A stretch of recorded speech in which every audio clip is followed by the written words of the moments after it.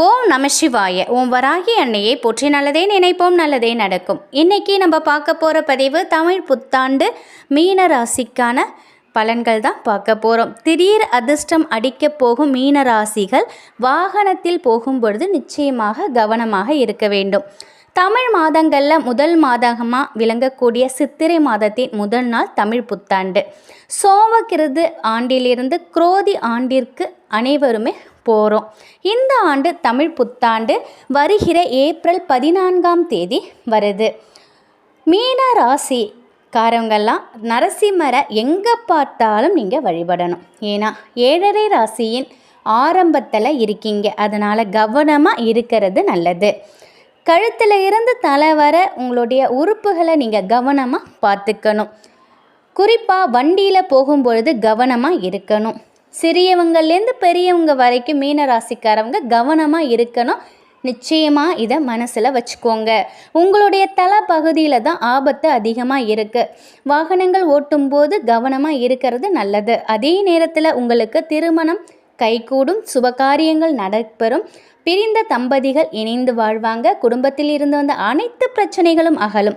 அது மட்டும் இல்லை, ஆண்கள் பெண்கள் 2 பேருமே நமக்கு நேசிக்கிறதுக்கான ஒருத்தர் இல்லையேன்னு ஏங்கி கொண்டிருக்கிற மீன ராசிக்காரர்களுக்கு உங்களை நேசிக்கக்கூடிய ஒருவர் கிடைப்பாங்க. நிச்சயமாக அதிக வாய்ப்பு இருக்குது.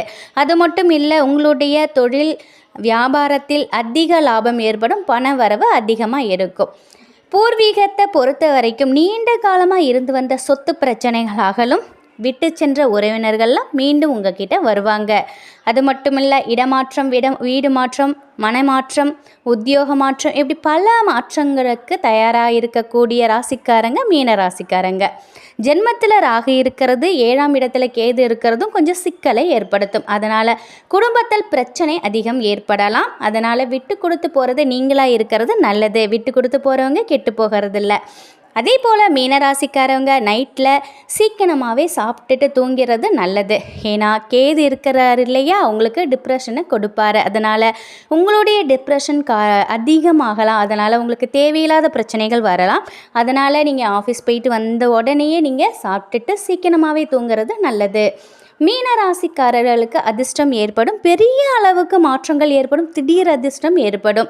மீனராசிக்காரங்க உங்களோட மனைவி கிட்ட பொறுத்து போகிறது நல்லது. சண்டை வரும்போது சமாதான கொடியை நீங்களே காட்டிடுங்க, இல்லைன்னா ஆபத்து உங்களுக்கு தான். பார்த்து செயல்படுங்க. நீங்கள் எப்பொழுதும் நரசிம்மரை வணங்குறது ரொம்ப ரொம்ப ரொம்ப ரொம்ப நல்லது. நரசிம்மர் காயத்ரியை கேட்கிறது விசேஷமான அமைப்பை உங்களுக்கு பெற்றுத்தரும். ராகு உங்கள் ராசியில் இருக்கிறதுனால நீங்கள் கவனமாக இருங்க, கவனமாக செயல்படுங்க, பொறுமையாக இருங்க, நிதானமாக இருங்க. வண்டியில் போகும்போது ஜாக்கிரதையாக இருங்க, மண்டபத்திரம். இது மீனராசிக்காரர்களுக்கு நிச்சயமாக தமிழ் புத்தாண்டு மிகப்பெரிய அதிர்ஷ்டத்தை கொடுக்கும். ஆனாலும் வாகனத்தில் போகும்பொழுது எச்சரிக்கையாக போகிறது நல்லது. நன்றி.